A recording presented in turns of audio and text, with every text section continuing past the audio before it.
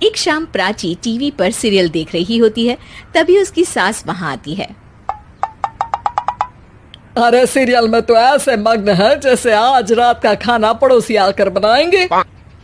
मुझे पता ही नहीं था आपने अपने बेटे की शादी पड़ोस में भी की हुई है। हैं? मतलब? मतलब इस घर में सारा काम बहू ही करती है, आप तो सिर्फ खर्राटे मारती हैं। अच्छा जी, फिलहाल तो तुम आराम फरमा रही हो, चलो जाओ, ये मेरे टीवी देखने का समय है। आहा, इसीलिए मुझे भगाया जा रहा है। सॉरी, अब तो बिल्कुल नहीं जाऊंगी।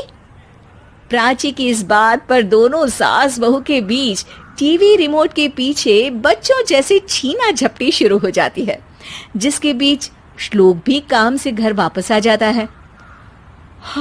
आज मेरी चूहे बिल्ली की जोड़ी किस बात पर झगड़ रही है?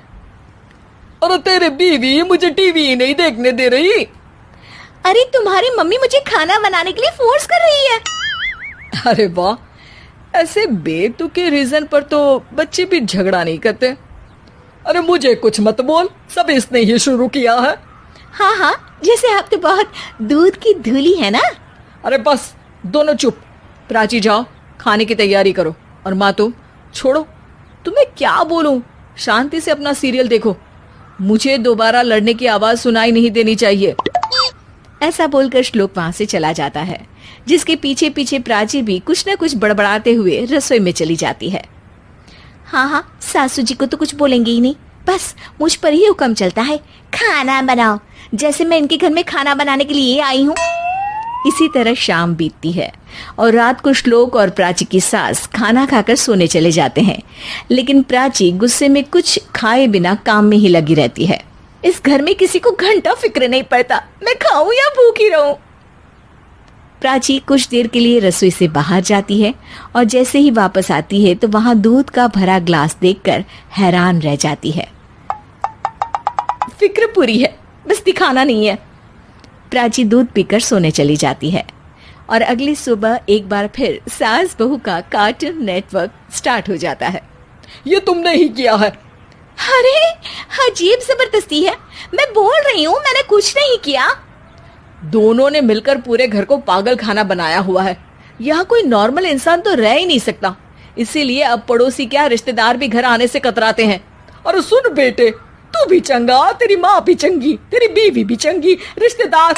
हाँ जी, आपको नहीं पता क्या, गंगाधर ही शक्तिमान है, रिश्तेदार ही। हाँ हाँ, बस समझ गया। कभी जानवरों जैसे लड़ेंगी तो कभी जुगलबंदी करेंगी। भाई मैं आप दोनों के बीच में नहीं फंसना चाहता। सास बहू की इस मनमौजी जोड़ी से परेशान होकर श्लोक अपना सिर खुजलाता वहां से चला जाता है। चलो अब मैं भी कीर्तन में जा रही हूँ। इस पर जैसे ही सास कमरे में अपना पर्स लेने जाती है तो वहां नाश्ते की प्लेट रखी देख मुस्कुराने लगती है और नाश्ता करके घर से बाहर निकलते हुए कुछ पैसे टेबल पर रख जाती है, जिसके कुछ देर बाद सिलेंडर वाला घर आता है। ओ मोरी मैया, मैं सिलेंडर के बारे में तो बिल्कुल भूल ही गई थी। घर खर्च के सारे पैसे भी मम्मी के पास है और श्लोक से बोला तो उल्टा 4 बात सुनाएंगे। प्राची ये सोच ही रही होती है कि अचानक उसका चेहरा चमक उठता है और वो घर में आकर इधर उधर देखने लगती है। तभी उसकी नजर टेबल पर रखे पैसों पर पड़ती है, जिन्हें वो सिलेंडर वाले को दे देती है। ये सब श्लोक देख लेता है। अच्छा बेटे, इतना बड़ा घोटाला, सबके सामने मैं तेरी दुश्मन और पीठ पीछे तेरी मेरी यारी। इस पर श्लोक एक प्लान बनाता है और शाम को सब एक साथ बैठे होने पर बोलने लगता है। माँ, तुम दोनों की बहुत लड़ाई होती है, इसलिए मैं सोच रहा हूँ कि प्राची को उसके घर छोड़ाऊं, इससे वो भी खुश रहेगी और तुम भी। अचानक श्लोक की ये बात सुनकर सास बहू शौक से उसकी तरफ देखती हैं। अरे ऐसे कैसे घर छोड़ाओगे, मुझे कहीं नहीं जाना। अरे तुमने बोला नहीं पर मैंने सुन लिया, तुम्हें मम्मी के साथ रहना अच्छा नहीं लगता, मुझे पता है।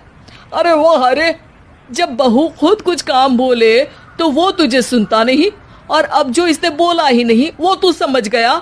जब उसे नहीं जाना तो फिर जबरदस्ती क्यों कर रहा है? अच्छा, फिर आपको मौसी के घर छोड़ाता हूँ, बस अब आप दोनों एक घर में एक छत के नीचे नहीं रह सकती। मैं इस टॉम एंड जेरी की जोड़ी को और नहीं झेल सकता। है? ऐसे कैसे नहीं रह सकते? तुम्हें इतनी दिक्कत है तो तुम्हारा बोरिया बिस्तर पैक कर देती हूँ, लेकिन मम्मी जी कहीं नहीं जाएंगी। बिल्कुल यही सुनना था मुझे। अगर दोनों में इतना ही प्यार है फिर हर वक्त ये लड़ाई का नाटक क्यों करती हो? देखा मैंने कैसे माँ किचन में दूध रखती है और तुम उनके लिए कमरे में नाश्ता रखती हो, और कैसे वो पहले ही तुम्हारी दिक्कत समझकर घर में पैसे रखकर बाहर जाती है। अरे भाई, इतना ड्रामा तो डेली सोप में भी नहीं होता जितना तुम दोनों ने इस घर में फैलाया हुआ है। तू हमें टॉम एंड जेरी बोलता है ना, तो याद कर वो दोनों भी एक दूसरे को बाहर वालों की बुरी नजर से बचाने के लिए हमेशा सबके सामने लड़ते थे, लेकिन अकेले में दिक्कत के समय मदद भी तो करते थे। बस हमारा रिश्ता भी कुछ ऐसा ही है। और वैसे भी अगर सास बहू में तू मैं नहीं होती तो दुनिया वालों को कहानियां कैसे मिलेंगी?